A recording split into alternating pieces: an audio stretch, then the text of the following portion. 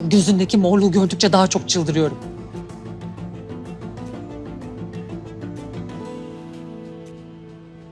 Ayrıca ben hakkım olmayan bir şey istemiyorum oğlum.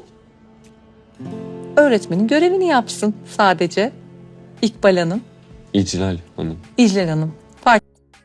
Merhaba arkadaşlar, kanalımıza tekrardan hoş geldiniz. Sizler için yepyeni haberler hazırladık. Bergüzar Korel, imkanı olan Londra'ya gelsin sözlerinden sonra gelen eleştirilere tiye aldı. Arka planda çocuklarım var.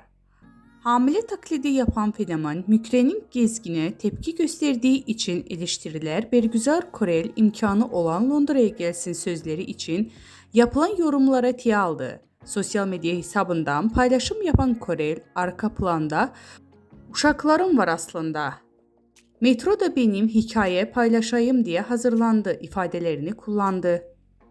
3 çocuk annesi Bergüzar Korel, TikTok üzerinde hamilelik ve doğum yaparak videolar yayımlayan trans fenomen Mükrem Gezgin'in tepki gösterdi. Londra ve İstanbul arasında mekik dokuyan Korel, "İmkanınız varsa gelin" dediği gelen eleştirilere cevap verdi.